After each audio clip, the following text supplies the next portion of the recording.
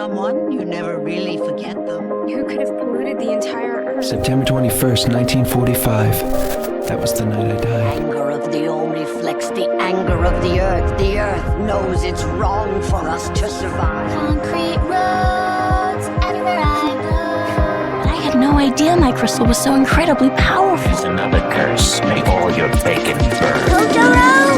Is that what your name is? It's time for Argo City Podcast to jump into the world of Studio Ghibli. And we have returned! We're continuing our Studio Ghibli journey, although... Yeah! Are we? I mean, it's Studio Ghibli, but it's not Miyazaki. This is... oh... Okay, well, it's still Studio Ghibli. It's still under that studio name. It so is. Close enough! And he actually created a whole separate studio for this guy to do this and direct this. Yes, and oh my goodness. So, Tale of Princess Kaguya. This is it's an old Japanese folktale that they did a whole like animated movie on, which I've actually seen another video about this particular folktale. I guess I never didn't end up showing you, but you know how I told you how I used to watch those like anime-esque folktale videos, like they'd put two of them in like a 20-minute episode? One of them actually covered this story, and I'll admit it wasn't the most interesting thing to me, mostly because it's not in English. I had to read subtitles, and I don't like reading subtitles. But, so I'm already kind of vaguely aware of this story, but they took this story and literally ran with it. It's not what I would have expected. And I was not familiar with this. So give us an overview. Give me a summary of what we watched, what it was. So, one day we have a bamboo farmer. He is collecting, bamboo, as you can probably expect, when he sees a light appear in one. Chopping it open reveals the form of a small, humanoid-esque looking doll. He brings it home to his wife, the doll turns into a child, and the child proceeds to grow up extremely fast. I mean, the doll turns into a baby. Yeah. And that's the thing, because what he finds in the bamboo trunk is not a baby.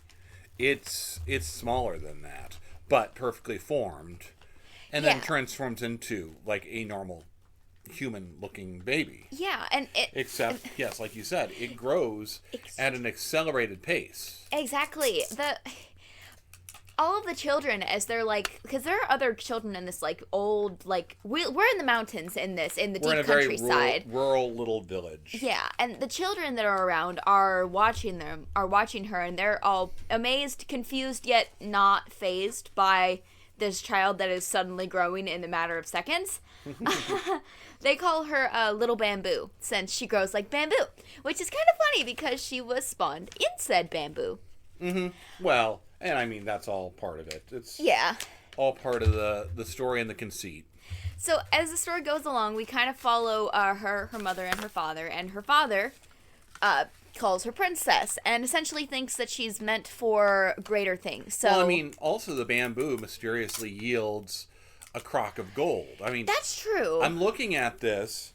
I mean, miracles just follow her. So the wife, her new adopted mother, is able to produce milk out of nowhere. And then they're provided for, like I said, by this weird crock of gold that comes out of the bamboo. And it's like, what kind of magic beans have they been spreading back here? A lot of our stuff lately has had to do with the magic plants, which has been... that's a little weird. But yeah, essentially her parents think that she's made for greater things, so they bring her to the capital and train her up to be a lady. And this poor girl just wants to go back to the country. Yeah. She is resistant.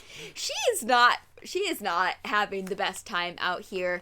She gives her suitors impossible tasks, which, if they want to marry her. But let's talk about those suitors for a second. They are reading the most beautiful poems I have ever heard to her, and I'm sitting here, like, next to you, and I'm, like, pointing this out as we're about to pause for the day. And all I can think of is the description in Song of Solomon, that your nose is like a tower, your legs are like cedar trees. Now, I'm sitting here like, if a guy wrote me a poem, I think I would fall head over heels. I ever remember, like, back in the day, when poetry for, like, courtship was a thing, girls were actually taught to learn a lot of different poets and stuff so that guys couldn't, like, plagiarize it, which is kind of funny to That's interesting. hear about. Actually, that I wasn't aware of. They were trained up, especially ladies. Part of finishing school. Yeah, they were trained up especially to pay attention to lesser known ones, because a lot of times guys would plagiarize off of the lesser known poets. So that's just very fun to me. But I'm like, okay, this is wonderful. But it's also, see, now the impossible things that she's describing, like the jeweled branch of a mystical tree, or a robe made of fire rat skin. Yes. Or what were the other ones? It was Buddha's begging bowl. his begging bowl. What were the other ones? There was one more. What was the last one? It was. I can't remember.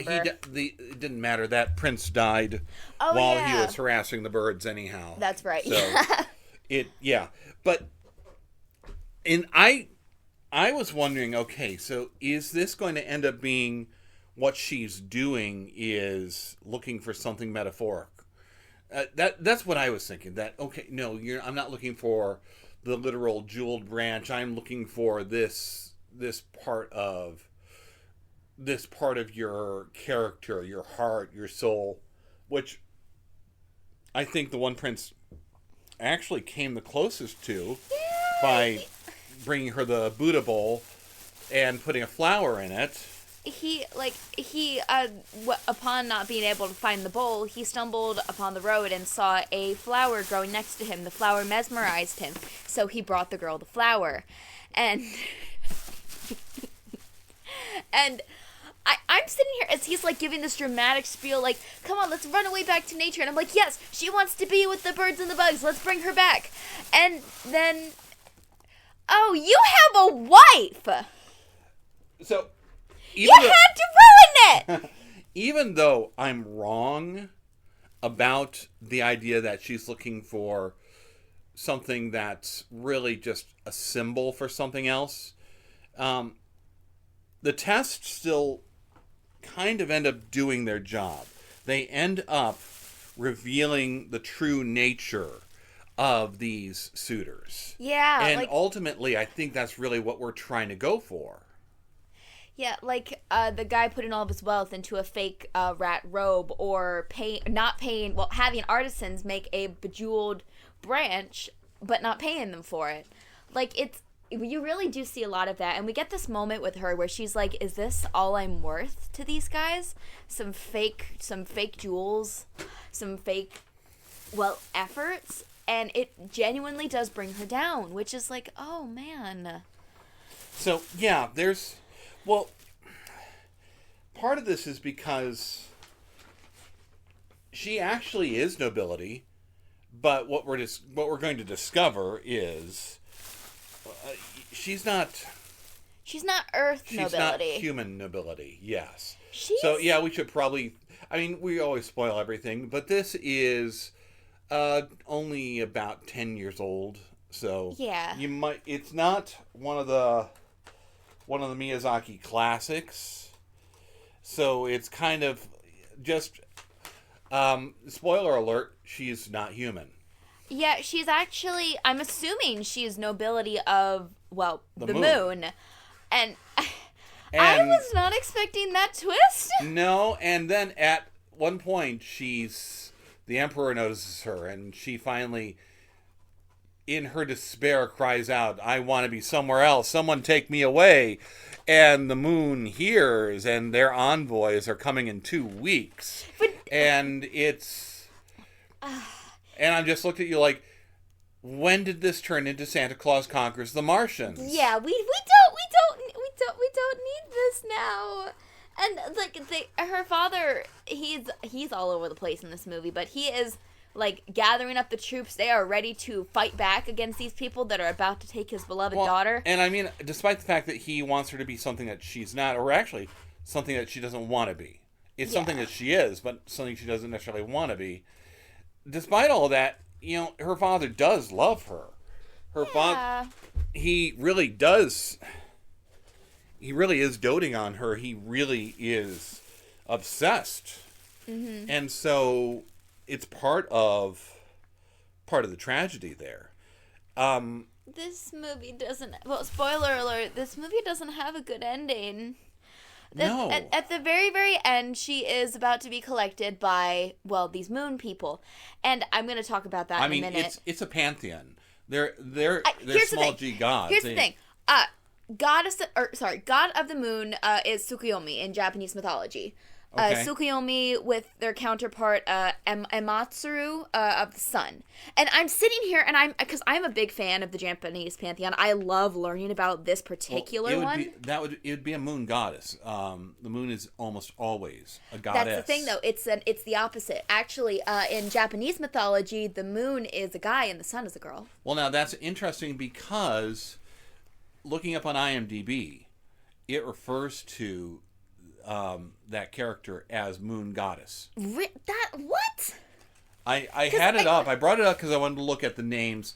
The names are unremarkable. But No, but in the actual mythology, it's Tsukuyomi. Hold on. Japanese moon god. I know, yeah, Tsukuyomi Minoto is the prominent brother to the sun goddess Amatsuru. Yeah, I was right about those names. But that's... Because I was sitting there and I was like...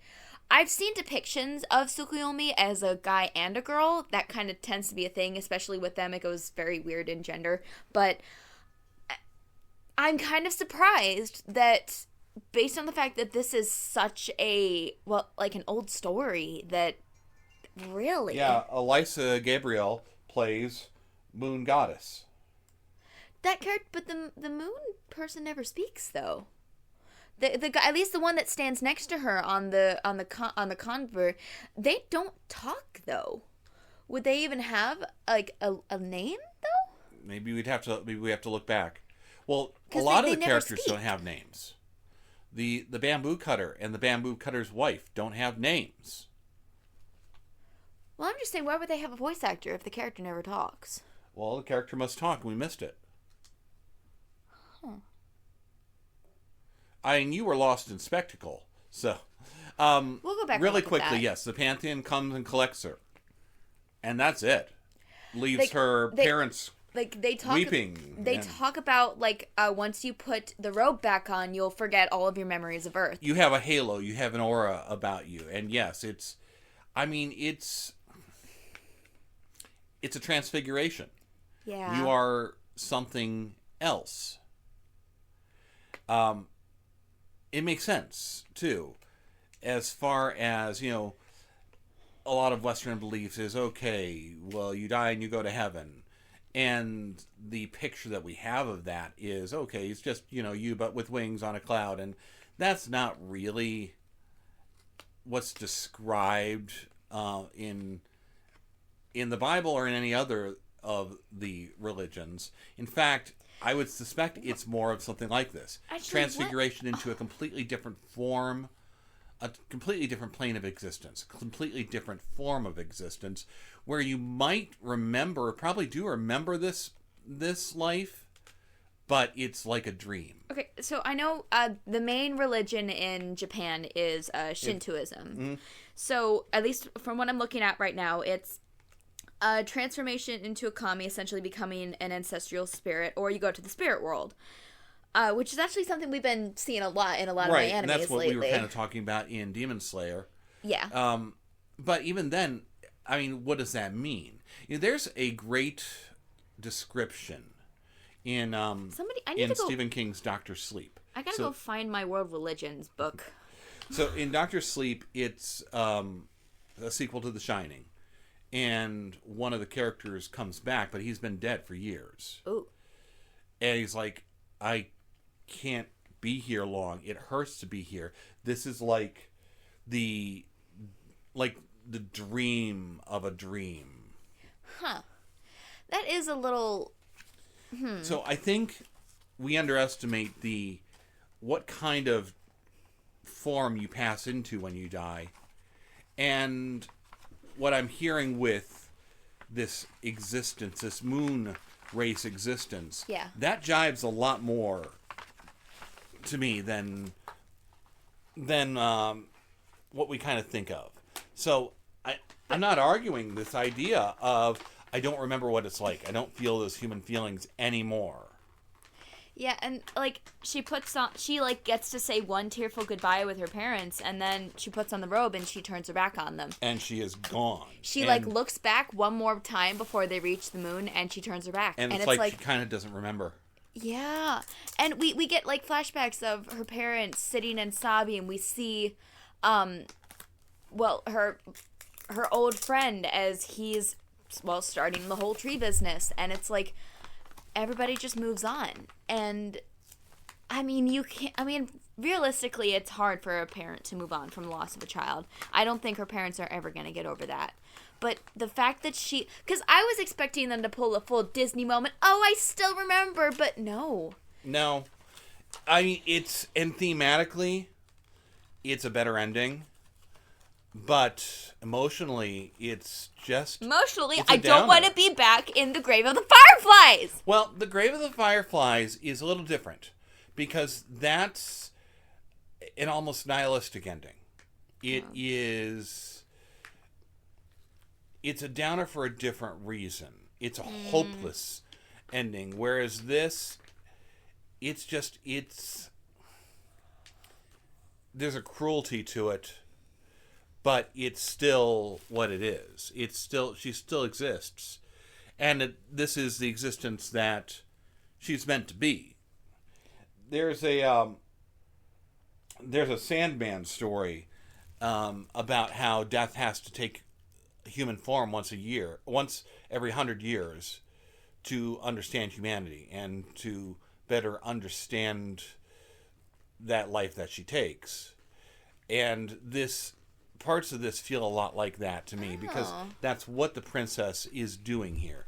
She wants to understand humanity. There's a refugee from Earth up there. And I don't even know what that is. If that is a spirit that has died and went to the moon, that's not how I understand things happening. Yeah, But there was somebody there and remembered and piqued her interest, and so sang a song, made her want to go to Earth. And it's like this movie goes kind of all over the place. Just when you think it's about to be over, it just keeps going. It is very much a drama. It is very, and that's really what it's meant to be.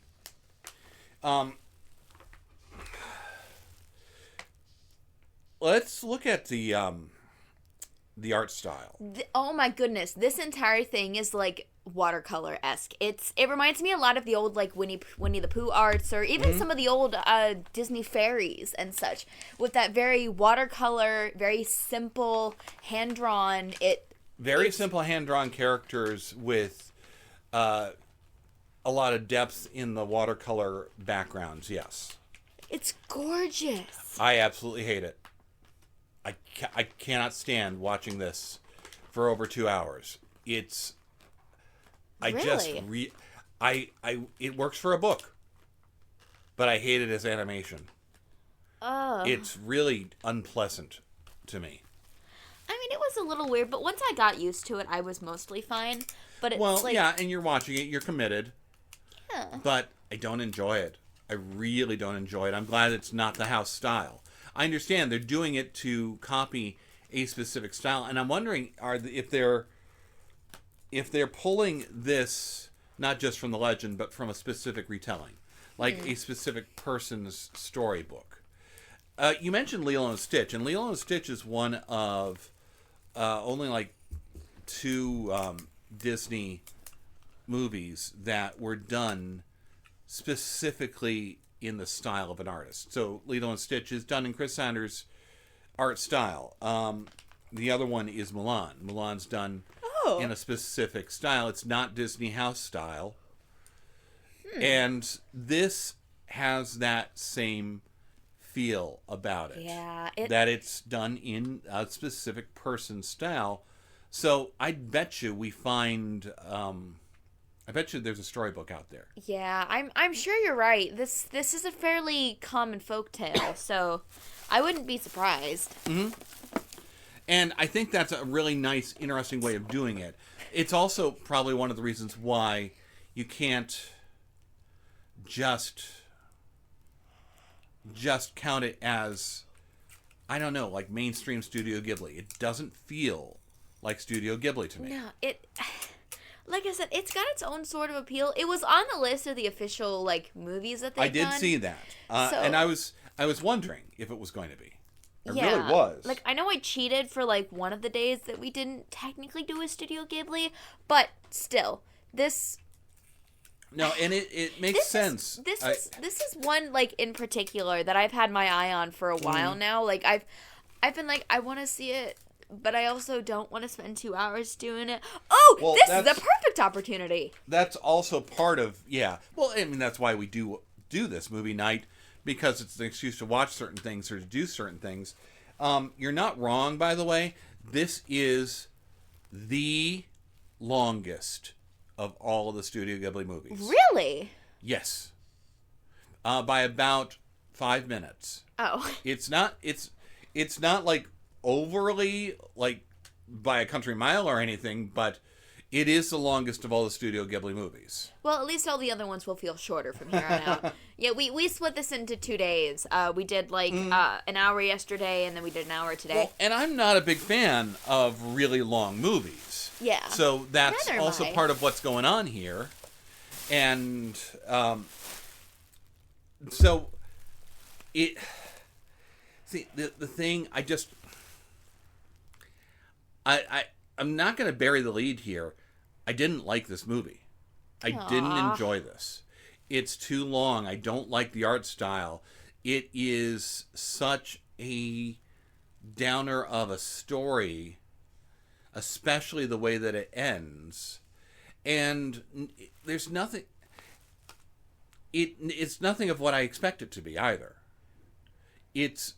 I started off actually wondering, okay, he finds the little baby in a bamboo shoot. There's a Twilight Zone story that is very similar to that with a gardener. It's in one of the Twilight Zone comic books. And just this one flower, and it seems to have a human face. Oh, that sounds terrible. It's this old gardener is obsessed with it until he realizes that it's a perennial. What's that? A flower that dies in the fall and is reborn in the spring. Oh. So I'm looking at this and thinking, okay, is this what it's going to be?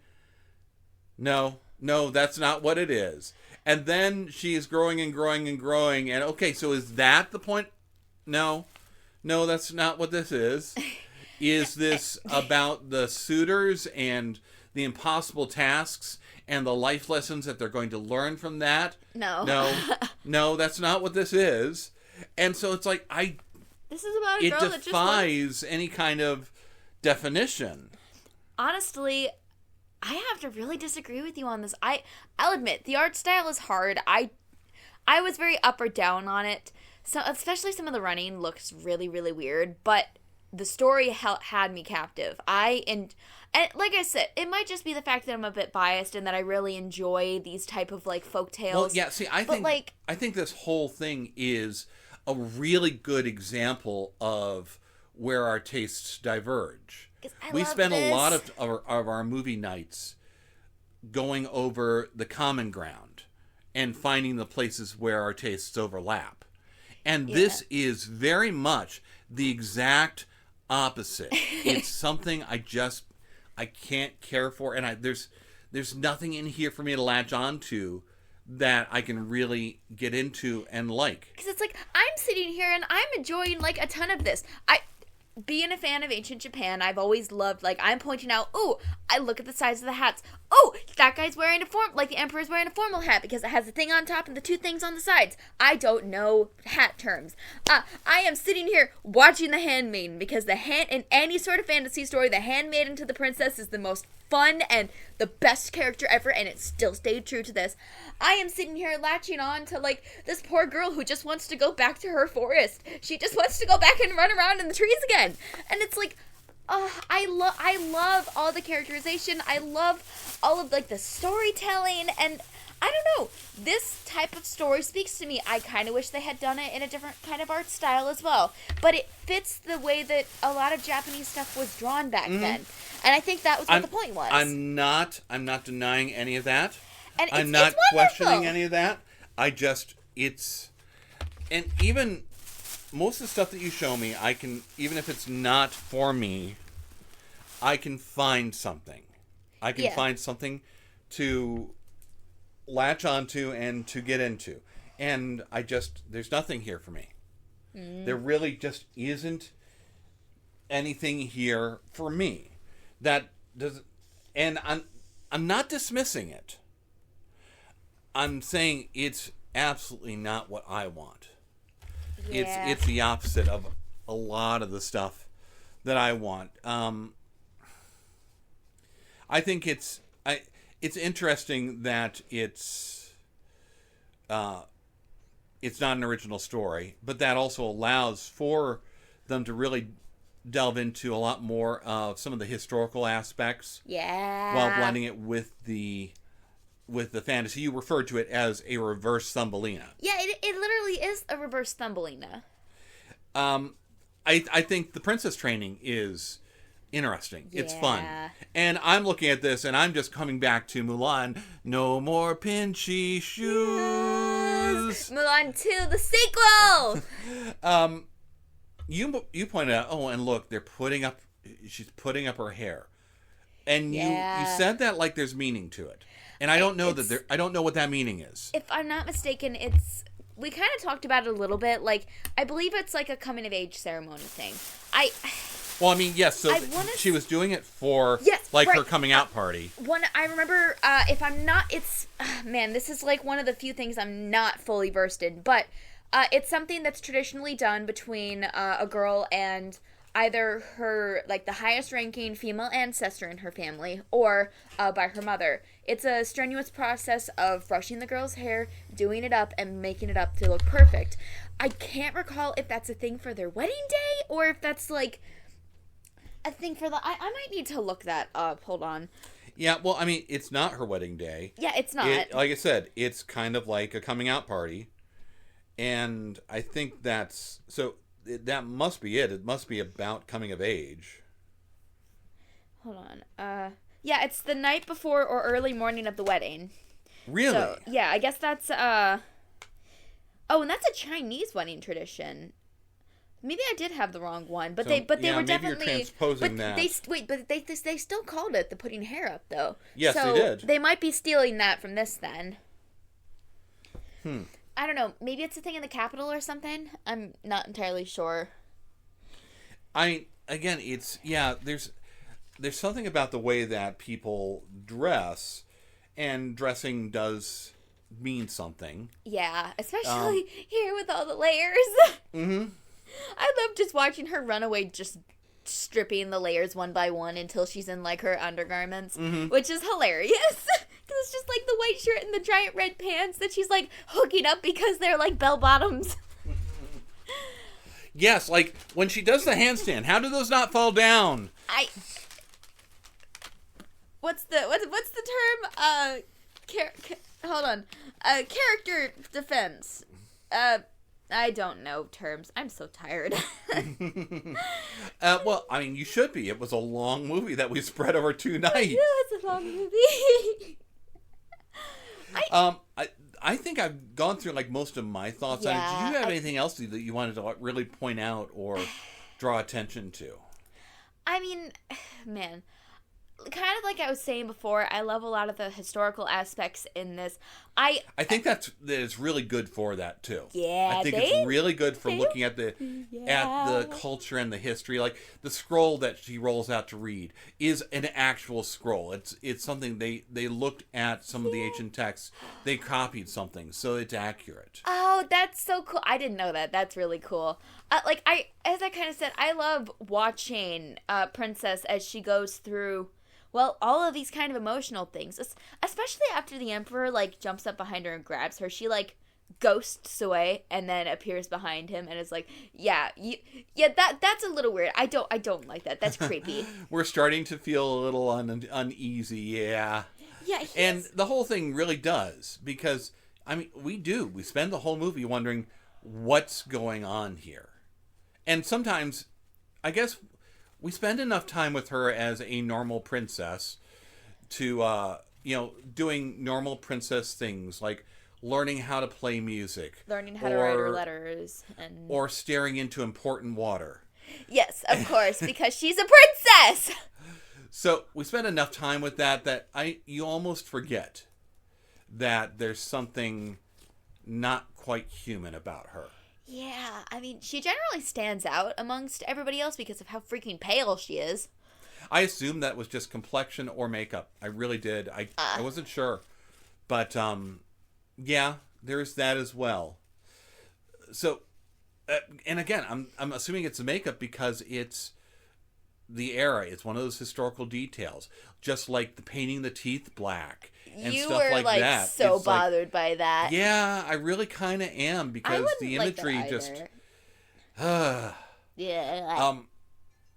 I think that's really where the recommendation comes here. If you enjoy stuff like Apothecary Diaries, where you're really reveling in the culture and like the era, if you're then really this really might be a good trip. If you're really into like we said, like the historical stuff, if you like learning about the mythology and the folk tales and you're curious to learn more about that culture, I definitely think this is a decently good place to dive in, not only for the art but also for the story that it tells, for the look into how we see the difference between the rich and the poor. And it's like I adore this from many different levels, and like I said, I'm biased because this is generally something that I really enjoy.